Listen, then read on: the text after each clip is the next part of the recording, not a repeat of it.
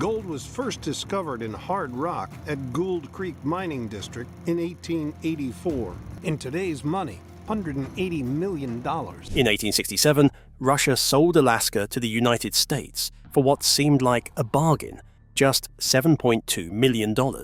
Many laughed at what they called Seward's Folly, but little did they know, buried beneath that icy wilderness was a fortune so vast that it would leave the Russian Empire in stunned silence. Imagine selling a landmass thinking it was barren, only to watch your former rival strike gold literally on the surface. What did the US miners uncover that made Russia realize they had let go of a treasure trove? How did a forgotten outpost become a key to American prosperity and power, the sale that shaped history? When Russia sold Alaska to the United States in 1867, few could have imagined the true magnitude of what had just transpired. To many at the time, it seemed like a simple, even sensible transaction. The Russian Empire, stretched thin by costly wars and imperial overreach, saw Alaska as an expensive liability. Its remote outposts, battered by storms and plagued by supply shortages, offered little return. The fur trade, once lucrative, had begun to fade. The Crimean War had left the Russian treasury hollowed out, and so the idea of offloading this distant icy wilderness seemed like a stroke of prudence, a way to fill the coffers and prevent Britain from seizing the territory in some future conflict. Behind the scenes, Russian officials weighed their options with growing unease. Alaska was no longer seen as a frontier of opportunity. Instead, it looked like a trap, vulnerable, costly, and indefensible in a future war. The Tsar's advisors whispered of geostrategic danger. The sale, they argued, would eliminate the risk of British encroachment and earn the empire a much-needed cash infusion, and, at just $7.2 million, about 2 cents an acre, the price was acceptable for land they believed was barren and useless. They imagined they were shedding a burden. Little did they realize they were casting away a fortune. On the other side of the deal, the United States was still reeling from its own internal wounds. The Civil War had ended just 2 years earlier. The country was rebuilding and reimagining its place on the world stage. Secretary of State William H. Seward, a visionary, if often mocked figure, saw Alaska not as icebound emptiness, but as a stepping stone to the Pacific, to Asia, to untold future markets. Seward believed in expansion, in the power of territory to shape destiny, but he faced scorn from Congress, the press, and even members of his own party.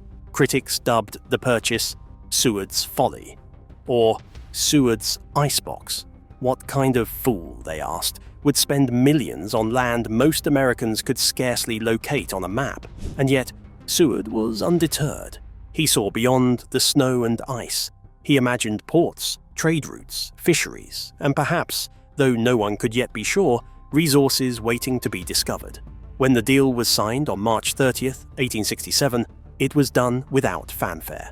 On October 18th, in a quiet ceremony in Sitka, Russian troops lowered the double-headed eagle of the empire, and American soldiers raised the stars and stripes. A few hundred onlookers, fur traders, priests, and settlers watched in silence. The vast, wild land changed hands. But on both sides of the world, few cared. Fewer still understood what had just happened. Neither Russia nor the United States grasped the reality beneath Alaska's frozen surface. Russia, in its haste to rid itself of what it saw as a liability, never fully surveyed or mapped the mineral riches hidden in the mountains, rivers, and plains. The United States, too, had no clear idea of what it had acquired. To the casual observer, Alaska was an empty, forbidding expanse. There were no cities, no railroads, no industry. For nearly 2 decades after the purchase, the US government did little with its new territory. Military outposts were few. Laws were vague. Investment was minimal. The land sat, quiet and untapped, waiting for someone to look deeper. What neither side realized was that beneath that ice and rock lay one of the richest treasure troves on Earth.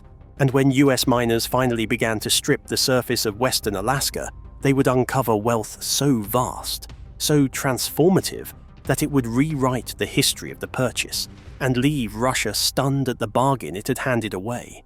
What lay hidden beneath that frozen soil would soon expose just how badly Russia had miscalculated.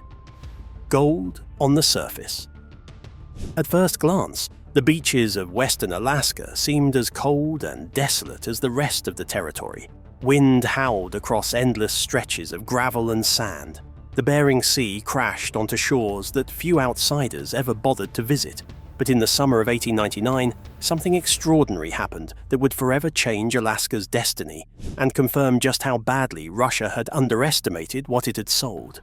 US miners, hungry for fortune and adventure, began to uncover gold not buried deep within mountains or hidden in hard-to-reach mines. Instead, it was right there, glittering in the sand, waiting to be scooped up by hand.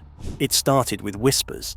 A few prospectors, scraping at riverbeds near Nome, found gold dust in quantities that seemed too good to be true.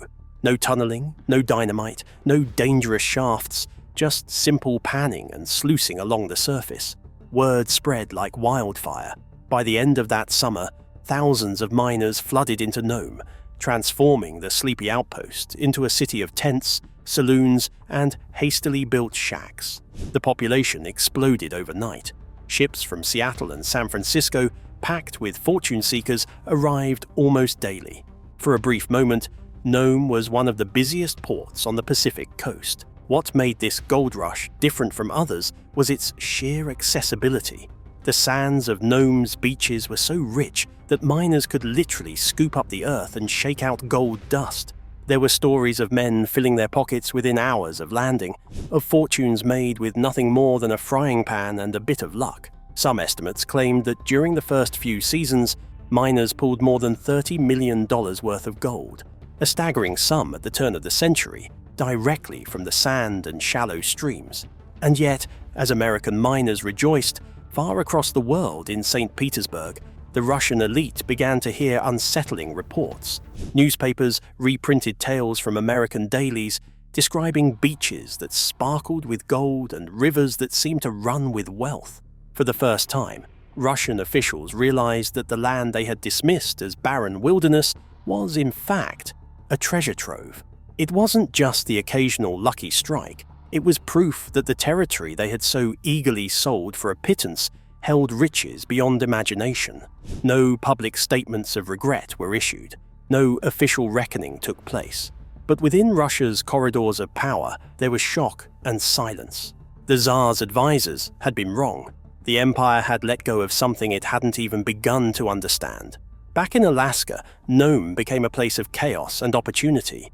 Legal disputes erupted as claims overlapped, and claim jumping became common. Saloons, supply stores, and gambling dens thrived as miners spent their new fortunes as quickly as they earned them. Some miners struck it rich, only to lose everything within weeks. Others found nothing but hardship and hunger. But the overall reality was clear. The surface of western Alaska was yielding wealth at a pace and scale no one had expected. The US government, initially slow to react, began to take greater interest. The gold flowing out of Nome and other Alaskan sites funded railroads, banks, and industrial expansion thousands of miles away. Alaska was no longer just an icy curiosity. It was becoming a cornerstone of American prosperity. And just when it seemed the story of Alaska's gold was fully told, the miners dug a little deeper and found even more surprises waiting beneath the surface. Copper, coal, and black gold. As the frenzy of gold panning along Alaska's beaches began to settle, it became clear that what lay beneath Alaska's surface was far more than shimmering dust. Gold had been just the beginning, a glittering promise that lured miners to the north. But those same fortune seekers, spurred on by whispers of deeper riches, began to push beyond the beaches into Alaska's rugged mountains and frozen interior. What they uncovered redefined the true value of this so-called icebox and left not just Russia, but the entire world in stunned disbelief. The first great shock came in the form of copper. Not just any copper, but ore of such exceptional purity and quantity that it would power an industrial revolution. In the jagged Wrangell Mountains, miners stumbled upon veins of brilliant green rock high above the Kennecott Glacier. Early tests confirmed the incredible. This was some of the richest copper ore ever discovered. By 1900, the Bonanza mine was established, and soon the mighty Kennecott Copper Corporation rose to prominence. It's the largest open-pit mine in the world. Backed by giants like J.P. Morgan and the Guggenheims, Kennecott poured money into Alaska, building the epic Copper River and Northwestern Railway, a 196-mile lifeline through permafrost and wilderness that cost millions and took years to complete. But the investment paid off. Between 1911 and 1938, Kennecott shipped over $200 million worth of copper, wealth that electrified American cities, built bridges, and armed the nation for war. But the copper was only one piece of Alaska's hidden fortune. Coal seams, thick and abundant, were discovered near the Matanuska Valley and Bering River. This fuel was vital for powering steamships, locomotives, and even naval vessels patrolling the Pacific. The US Navy itself closely monitored these deposits, recognizing that Alaska's coal could keep its fleets fueled far from home ports. Though legal battles and political fights sometimes slowed full-scale mining, the strategic value of these reserves was undeniable. And then came the discovery that would eclipse them all: oil. Beneath the Arctic tundra, hidden for millennia, lay vast fields of black gold. In 1968, after years of exploration, the Prudhoe Bay oil field was confirmed, the largest oil field in North America.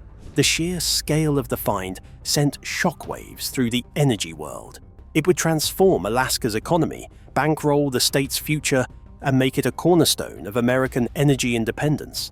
The construction of the Trans-Alaska Pipeline System, TAPS, an 800-mile engineering marvel, linked Prudhoe Bay to the southern port of Valdez. Completed in 1977, the pipeline carried billions of barrels of oil, its warm contents flowing through a frozen wilderness that Russia had once dismissed as worthless. With each new discovery, copper, coal, oil, the magnitude of Russia's loss became clearer.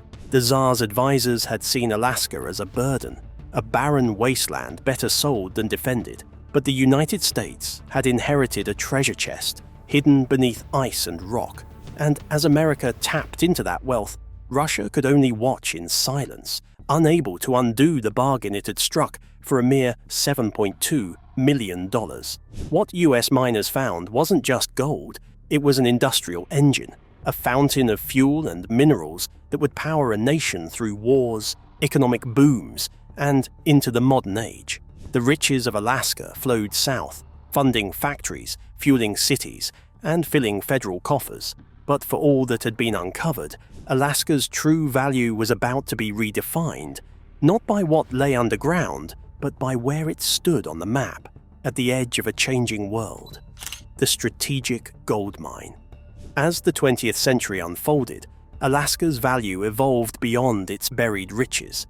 The land that had once been mocked as a frozen wasteland suddenly took on a new role, not as a mine, but as a fortress. The same territory Russia had sold off for a song became one of America's most vital assets in global power plays, reshaping the balance of influence across continents. What US miners unearthed beneath the surface was remarkable, but what military planners saw above it changed history. It began during World War II, when Alaska's position on the map became impossible to ignore. In June 1942, Japanese forces bombed Dutch Harbor and seized the remote Aleutian islands of Attu and Kiska, the first time since the War of 1812 that enemy troops had occupied US soil. What had once been seen as distant and irrelevant now stood as America's northern front line. The US military scrambled to respond, constructing airfields, radar installations, and defensive outposts throughout the territory. The Alaska Highway, a monumental feat of engineering, was rushed to completion in 1942 to connect the mainland US to this critical northern outpost. Suddenly, Alaska was no longer a forgotten corner of the map. It was the shield of the Pacific. But Alaska's importance didn't end with the defeat of the Axis powers. As Cold War tensions mounted, the territory's location, less than 55 miles from Soviet shores across the Bering Strait, became a linchpin in America's defense strategy. Alaska transformed into a forward operating base, a silent sentinel watching over the Arctic frontier. The construction of the Distant Early Warning (DEW) line in the 1950s, a chain of radar stations stretching across northern Alaska, was designed to detect Soviet bombers long before they could reach US cities. Missile sites and Air Force bases sprang up across the state, turning it into both a shield and a sword in the standoff between superpowers. What the Russians had once dismissed as a strategic liability was now a launchpad for American air power. From Elmendorf and Eielson Air Force bases, US bombers stood ready to fly polar routes towards Soviet targets at a moment's notice. Submarines patrolled beneath Arctic ice, while spy planes skimmed the stratosphere, gathering intelligence on their Cold War adversary. Alaska's very geography became a weapon, its vast expanse and proximity to the USSR offering the United States a unique edge in the most dangerous game of brinkmanship the world had ever seen. And while the Soviet government never openly admitted regret over the sale of Alaska, their actions spoke louder than words. Soviet military planners factored Alaska into their nuclear strike maps. Soviet scientists pored over US geological surveys and oil production data, quietly lamenting the incredible wealth and strategic power that had slipped from their empire's grasp. The land that had once seemed so empty was now bristling with radar domes, airfields, and missile silos, a daily reminder of a deal they could never take back. Alaska had become far more than gold and oil. It was a fortress on the edge of the world, a place where geography met destiny. And in that frozen expanse, the United States found not just minerals and fuel, but the power to protect itself and project strength across oceans. Yet, astonishingly, Alaska's impact would extend even further, not just defending America, but enriching it in ways few could have predicted. The fortune that left Russia speechless. When Secretary of State William H. Seward negotiated the purchase of Alaska in 1867, he was ridiculed by politicians and the public alike. They called it Seward's Folly, mocked it as an icebox, and dismissed it as a barren waste of taxpayer money. But as decades passed, and as the US stripped the surface and dug deep into Alaska's wilderness, those voices of scorn fell silent, drowned out by the roar of wealth that no one had foreseen. The gold rushes were only the beginning. From the beach sands of Nome to the riverbeds of the Yukon and the rocky crests of Juneau, miners pulled more than 30 million ounces of gold from Alaska's soil by the mid-20th century. At today's prices, that would translate to over $60 billion. Even at the turn of the century rates, the sheer volume of extracted gold paid for the $7.2 million purchase hundreds of times over. But gold was merely the first chapter in Alaska's astonishing return on investment. Soon came copper, and not just any copper. The Kennecott mine near the Wrangell Mountains produced some of the richest copper ore ever recorded. Between 1911 and 1938, Kennecott's operations delivered over $200 million in profit in early 20th century dollars, enough to fund city grids, industrial expansion, and military readiness. The copper from Alaska helped wire America, lighting homes, powering factories, and driving technological advancement through the Gilded Age and into the industrial might of World War I. And then came the black gold. The true transformation arrived with the discovery of oil at Prudhoe Bay in 1968. What began as an Arctic outpost became the heart of North America's most productive oil field. The Trans-Alaska Pipeline, completed in 1977, channeled this wealth southward, delivering billions of barrels of crude oil to the world. Since those first flows, Alaska has produced over 17 billion barrels of oil. The royalties, taxes, and export income have contributed hundreds of billions of dollars to the US economy. In one of the most striking legacies of this prosperity, the Alaska Permanent Fund, established to manage surplus oil revenues, has grown into a sovereign wealth fund worth over $70 billion. For decades, it has paid annual dividends to every eligible Alaskan resident, a living reminder of how the land's hidden riches changed lives. What makes this more remarkable is how dramatically it reversed the narrative of Seward's Folly. Every shipment of gold, every rail car of copper ore, every barrel of oil pumped from the tundra became evidence of one of the greatest land bargains in modern history. What had seemed a reckless gamble turned into a masterstroke of American foresight. And what US miners found didn't just enrich individuals, it funded national growth, strengthened energy independence, and fortified the economy against global shocks. Meanwhile, across the world, Russia watched in silence. The $7.2 million they had accepted in 1867 now looked pitiful compared to the wealth extracted from beneath the land they had let go. The empire had traded away one of Earth's most resource-rich territories for the cost of a few modern fighter jets. No official statements of regret were issued, but behind closed doors, Russian economists and historians studied the figures with disbelief, recognizing the magnitude of what had been lost. What do you think? Was the sale of Alaska history's greatest miscalculation? Or was it simply the result of a world changing faster than empires could predict? Let us know your thoughts in the comments. And don't forget to like, subscribe, and check out the video on the screen now for more incredible hidden histories.